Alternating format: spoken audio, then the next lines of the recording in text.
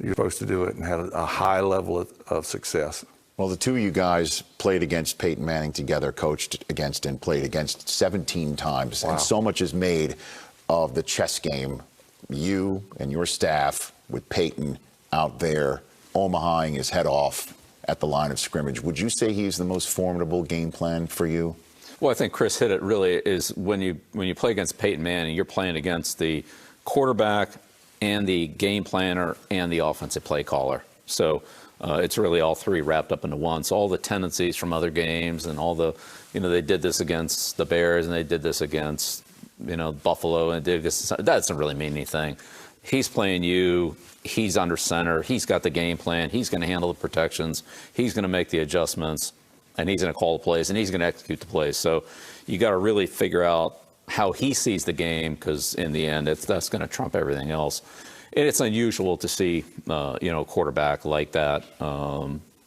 He's a little different than any of the other ones. So call it a chess game, call it a matchup, but he was all of those wrapped up into one. So you've got to know that. You've got to know who the play caller is. You've got to know who's making the game plan, and you got to know how the quarterback thinks, and that was all Peyton Manning. So is that a yes? He was hard to play against, absolutely. Yeah, not as hard as this guy. It was like playing against Tom in practice. I'm sure. We had pretty good, Peyton and I obviously had a great friendship over the years and still do. And one story that I don't think I've ever really told, maybe a few people, but one off season we got together to talk football for 2 or 3 days, just the two of us. And I took a lot of things from it, and we worked out together. And, Peyton had his little script to work out that, I got to make 2 throws running right. And I said, what if you want to throw 3 running right? Well, I don't know, I just do 2, and it was 2 times, and the workout was so structured. And it was a lot of fun. And, we were talking about game plan, and they used to run that little short under route, Sure. They called it dig. Here we go. Y'all got a corner route. Corner route, you got to dig. And I always say, God, we didn't have that in our offense. And every, Marvin catching it, Reggie catching it, and I would say, God, how do you do? I said, what do you like that? I like man zone. I mean, I just keep throwing it. And I'm like, well, what if they cover, that under finally? Then, and they used to call it dig. I wondered that myself. Then they used to call it dig. He goes, well, it's called dag. And dag would, they break out. And that's how Peyton ran it. He was going to make you, take it, and then once you took it, he had something else. And I think his ability to do that and see it real time on the field, he did that. Mm-hmm. And then the one other great thing that I took from that, because I took a lot, and they had a protection, the counter hot protection, and they had a trap. It was basically a trap pass. Sometimes they'd pull the front side guard, and sometimes they pulled the center, and sometimes pulled the offside guard, and they'd run a play action, and they would throw a couple combinations off it. Well, after this meeting that I had with them down in Tennessee, I came back, and Billy O'Brien was coordinator, and I said, Billy, we got to put this protection in. And I think it was the lockout year, and we ended up putting this protection in. And I swear to God, off of that action, we do a lot of things. We absolutely call that protection at least 1 or 2 times a game against them. And Rob Gronkowski well as to have basically Rob become a dominant player in the league off of that particular play is thanks to Peyton Manning. So Tom did way better than you did getting information out of Peyton Manning. And there's no question about that. It was the story. Yeah, me too. Yeah. Absolutely. Well, it was. So, but the play wasn't really sound. The protection isn't really sound. No. It's all on the quarterback to beat it and get it off. And if it doesn't look good, then just check out of it. Yeah. And old school. You guys have done that. And then he would call old school, and it would go off back to a solid protection. So if he didn't get the look, then he would change the look, or he would try to pull someone else.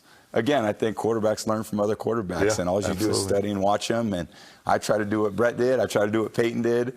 I'm still watching some of these young guys today going, God, how the hell did he do that? And then trying to make that a part of our game in some way. Tom Brady, Brett Favre, now Peyton. We would go and watch the 49ers play. It was a perfect time to grow up in the Bay Area and watch him play and watch the 49ers win and fall in love with the game. And, when I was in the parking lot at Candlestick, I was trying to be Joe Montana. And then 4 years old, I was watching the catch. The season, the outcome of the Super Bowl berth hangs in the balance. Montana rolling out the right, looking toward the end zone, throwing under pressure, throws his pass. Caught by Clark. There's a touchdown for the 49ers. That was a huge point in my life. He was my idol. When you saw Joe Montana on TV, you knew your team had a chance. And you know, 49er faithful. Love Joe. My mom loved Joe. Mine did too. Yeah, my mom loved Joe. And My mom hated him. My mom hated him. Beat us twice in the Super Bowl. Tom, he made it look easy. And I know it's not easy. Yeah. Believe me, I know it's not easy. It's far from easy. And I ran that offense. But his footwork, his timing, his accuracy, there was never a double clutch. It was just always in rhythm. To make it look this easy, I wonder what it feels like inside. He just made it look easy, and it's not easy. yeah. Well, for the millennials out there, you, Bill Belichick, were the defensive coordinator for those Parcells Giants teams that would butt heads with them every single year. What was the main priority for you in trying to contain Joe Montana?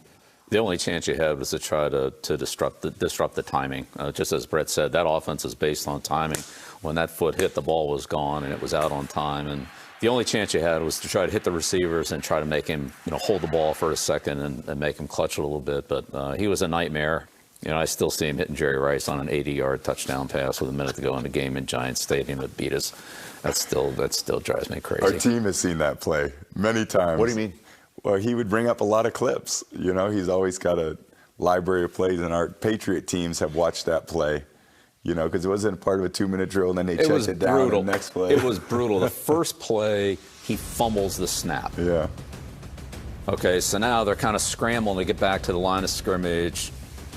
It's 2 minutes. We're, going fast. We're not really set. He quick counts us naturally because it's 2 minutes. We're not quite there. He hits Rice down the sideline. We lose the game. Throwing long, way down for Rice. Complete. He's going to score. They had him double coverage, had a man short, a man long. Kenny Hill couldn't get over there in time, and he got behind Collins. True. You know what? Belichick. It's the first time he's gotten bitter this whole time. When he just gets this I can't inner, get it's over been that killing play. me my whole lifetime.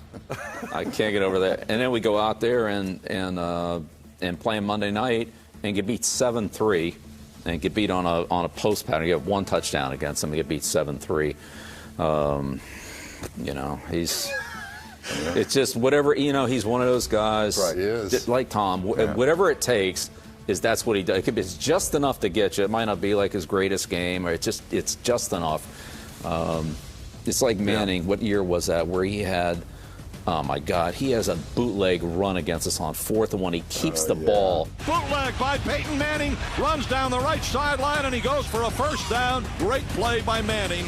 He hasn't kept the ball 3 times in his entire career. Ever since then. I'm sure you have ever since It's the then. longest run we gave up the entire season to Peyton Manning. How embarrassing was that? We're off and running. The bitterness is flying. I love it. This is great. Montana, Peyton, Brady, and of course Brett Favre here. You guys will be joining us again in a second when we add a third member to our studio. But when we come back, Coach gets on the telestrator to introduce 3 more members of the class.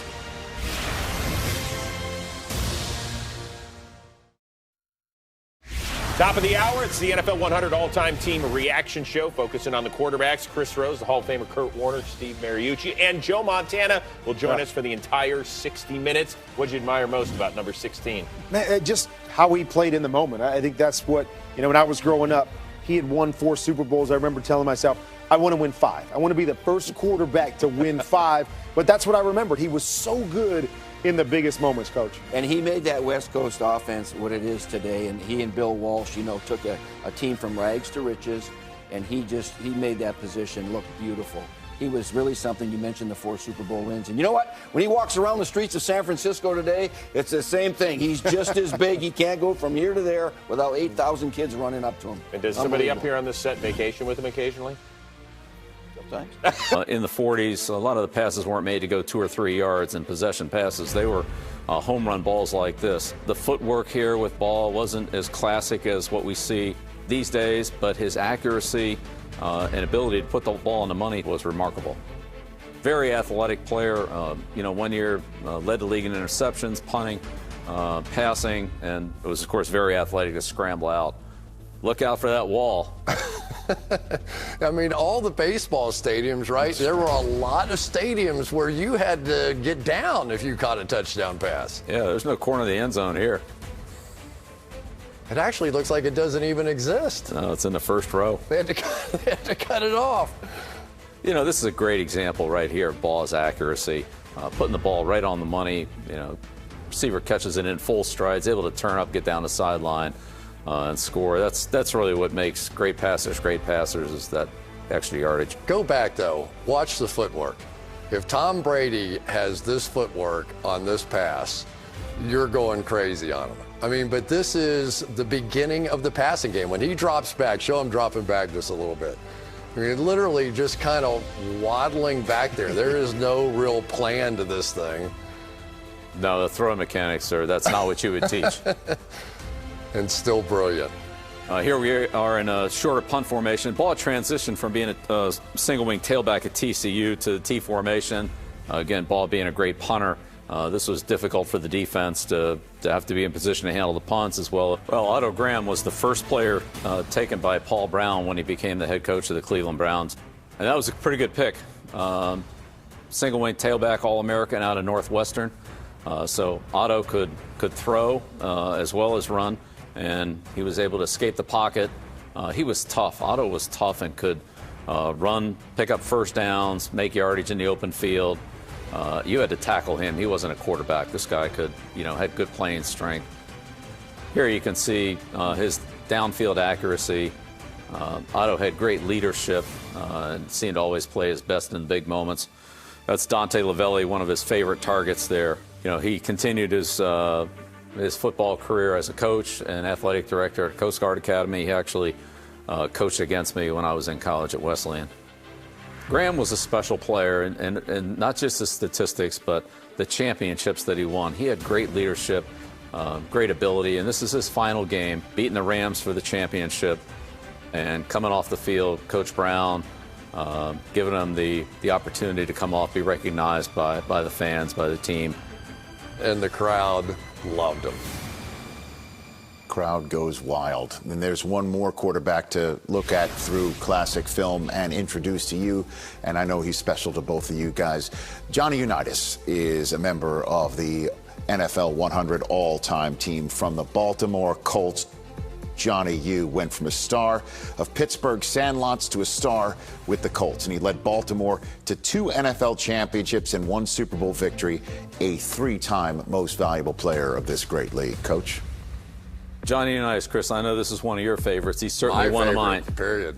And one of my biggest thrills as a young kid was to snap the ball to Johnny Unitas at my dad's football camp. Really? Everybody got to go out for a pass. Johnny threw it to each kid.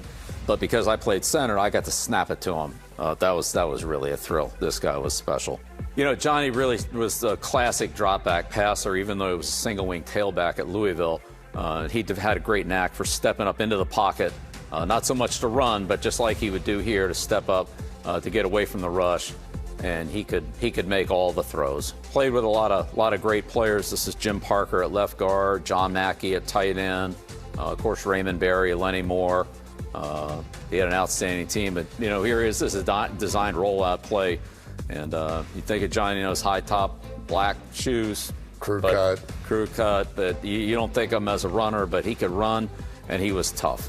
He was very tough. He could stand in there and take a hit, and make the big throw.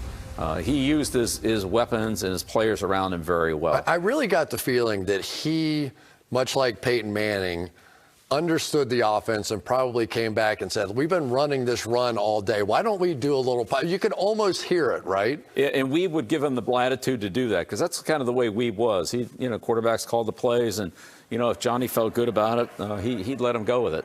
These are the kind of routes in the 60s that you didn't see as much in the 50s, or beat the defense plays. Here's Moore coming in on a quick slant and then returning back out. And then look at the throw Unitas makes here. I mean, this ball is dropped in there perfectly. Go back to the throw just 1 second. I think he has the most classic of motions. I mean, you could really see that ball wrap around almost the backside of his helmet when he throws it. But watch how just straight over the top this is. Yep, this is and his footwork, left toe, pointer right at the target. Good weight transfer from back foot to front foot. Great touch on the ball. And he was a classic. He was a classic passer. And so this is the championship game against the Giants, and in the part of his 2-minute drive that Johnny was so famous for. This is a good play here to Barry. Ends up getting him down to set up the tying field goal, put the game in overtime. They eventually won on Michi's touchdown run. For people who don't know, this is the game on television that many people think made NFL football. But this is the one, the overtime championship, that everybody points to as this was really the beginning of the National Football League in the modern era. That's covered. Then he looks to the back in the backfield. That's covered. Comes back, goes to his third receiver, puts it right on the money to Moore, splits his secondary touchdown. See ya. He's got a little Ben Roethlisberger in him, too, with that pump fake. He had great field presence. This is a tremendous shot right here against the Giants of, Unitas feeling the goal line. And again, he was a tailback at Louisville. He could run the ball, and Unitas was tough. Ooh, a little wiggle right there. Put his head down, get into the end zone. And I had to put this play on here, Chris. I thought this is really one of the great plays in the history of the game. This is Lenny Moore on the sweep, and looks like a Lenny Moore highlight, but we'll follow it all the way through here. This is Lenny running through, half the Bears team, cutting it back. That this guy was a guy that you wanted to be growing up, and now he's a teammate of yours, Roger Staubach. The Dallas Cowboys. They were called America's team, and he was Captain America. The 1963 Heisman Trophy winner spent 4 years in the United States Navy before joining the Dallas Cowboys, and he led the Cowboys to 4 NFC championships and 2 Super Bowl victories, and he joins us here at NFL Films.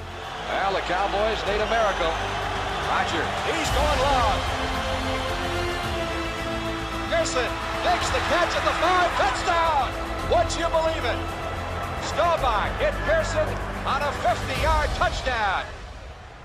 Good to see you, Roger Staubach. How Thanks. are you, sir? Good, Rich. Great Good to have you here. Yeah. And I just was informed you're not only Favre's guy. This is your guy, Bill Belichick? Oh, absolutely, without a doubt. I watched Roger practice from when I was 10 years old, 62, 63, 64. Because your dad was with the program? Yeah, I caught passes from Roger, drop passes from Roger. Is that right? Watched him play basketball. Bill watched him play idolized his baseball. dad, was a great guy and a great coach at Navy. And actually, he scouted Army almost every week. If we were 0-9, we beat Army. It was going to be a good year. So his dad stood on the sideline when he won his first Super Bowl, too. And I was at the game. I did the coin toss, and he came running across the field. He gave me a big hug. He was so proud. He should have been. Is it true you did not know you were coming here today to be part of this team, the NFL 100 all-time team? Is that a true story? And then that you just found out, just like all of us here on this show? I think I told him.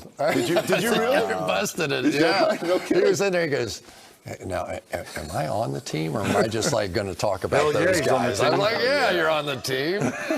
I just thought I was coming up to be with my favorite coach, Bill Belichick. I mean, next to Tom Landry, of course. Sure. But Bill. And Well, I watched Roger since he was at Navy and all the way through Dallas, his entire career, throw touchdown after touchdown, scramble, 2-minute drills and all that. And then finally, I'm at the Giants in '79. We got a 9-point lead with 2.5 minutes to go in the game and the ball. Roger drives him for a touchdown. Staubach. Pearson. Touchdown. We punted back to him. He drives again. We had won like 4 straight going into that game. We weren't very good, but we were, kind of making a move in '79. Staubach. That is caught by Pearson. Good snap. Perfect. And come in there and beat us on a 2-minute drill. And that was your last year, right? '79? '79 was my last year. Yeah, so the 2-minute, I saw all of your 2-minute drills and saw the last one in person. You killed us. Yeah. Well, I hate to do that to you, Bill. Yeah. I love it. Back with more in a moment. Don't you dare move.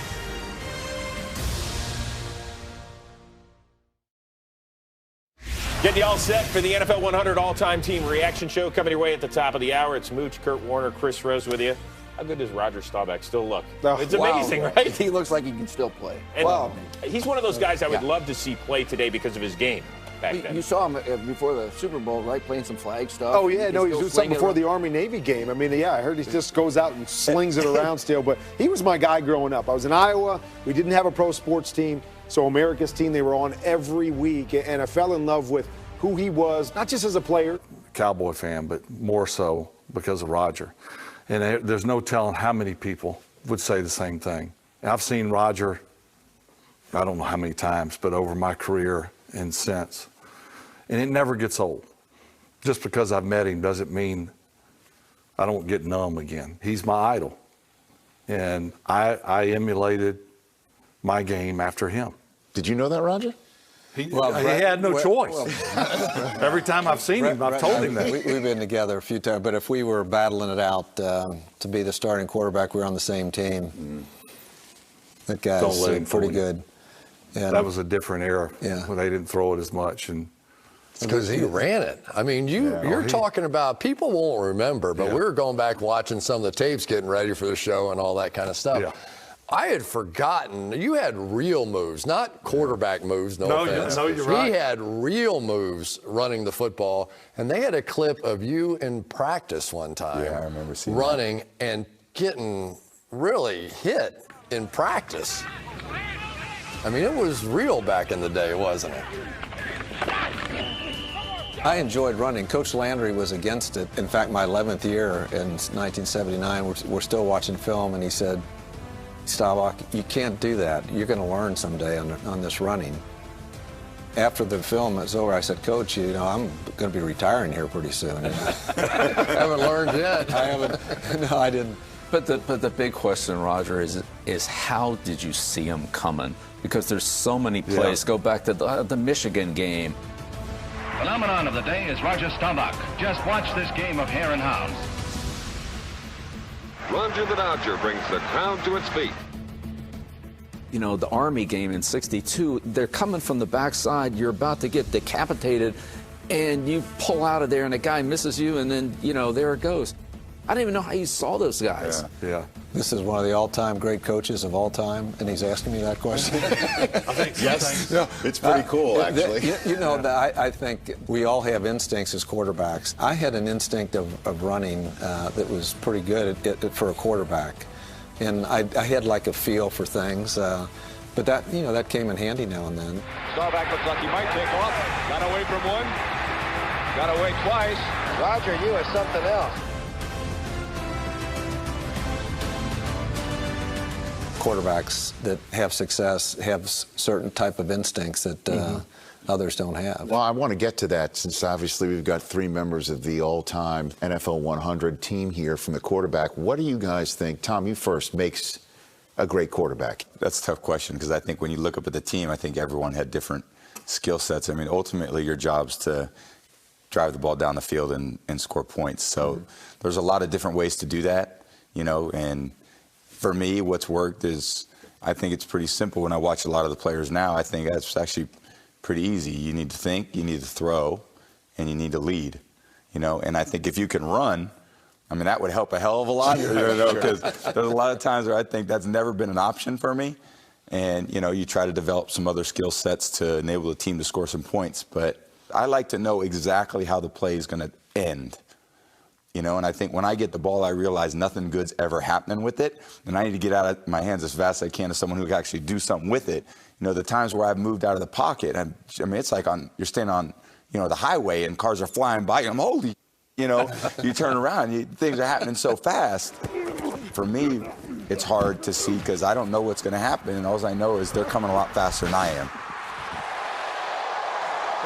It's a great skill set to have, and 2 of these guys were 2 of the best ever at it. Yeah, the thing about, Tom, though, is he's magnificent at being able to get rid of that ball. But then you have to have that leadership, that confidence in yourself. And you got to be able to transfer that confidence to your teammates because you can't do it without them. If they have confidence in you, the game's not over till it's over. And I think that's the most important quality is that leadership in addition to your physical abilities, but that leadership to be able to have your teammates have total confidence in you. 42 seconds left in the game. Redskins lead by 6. Staubach do it again. Staubach throwing in the end zone. Tony Hill, touchdown! The Cowboys have won the East. The Cowboys have come from behind unbelievably. You know, you look back over the history of the game and different eras, different styles, statistics and all that change. But the most important thing to me, very similar to, in my opinion, to the head coach. And what I mean by that is early in my career when I didn't know a good play from a bad play, a good team from a bad team, quite frankly, I put a lot of stock in what Mike Holmgren said. And he was believable. Now, whether or not he really thought we could beat Dallas when we played them in a playoff game, I don't know. But I believed him when he said, we can beat these guys, and this is how we're going to beat them. And as a quarterback, when you step into the huddle, I can think of numerous times, one in particular, my first year in Minnesota, our first home game, we're playing the 49ers, and we had 90 yards to go, no timeouts, with about a minute. And my first home game as a new team, and I'll be honest with you, when I got in the huddle, I thought, you know, I was hoping for a different start than this. You know, this is not looking good. But what I told the guys was, we're going to score. We're going to score. Yeah. You know, back in my mind, I said, we don't have a chance. But I had to be believable. Yeah. You know, and that may surprise some people that, you know, they may think that, oh, I bet their confidence is never shaken. Yeah. Bull. Yeah. You know, sometimes you realize, especially as you get older, you realize, you know, the odds are against me here. And there's been so many games that have been won because you inject this confidence and believability in your teammates and in your players. And I think that's so important. Third down, 12 seconds to go in the game. Niners lead by 4. Favre rolls. As the throw deep and does. To the end zone for Greg Lewis. Touchdown! Oh my heavens! Greg Lewis's first catch has given the Minnesota Vikings an improbable victory. You have a quarterback that's almost 40 years old extending plays and throwing a perfect pass for the win. His first home game, one for the ages, that final drive and that final throw. Well, congrats on being teammates on the NFL 100 all-time team. Roger Staubach, Brett Favre, Tom, it's been great having you on this entire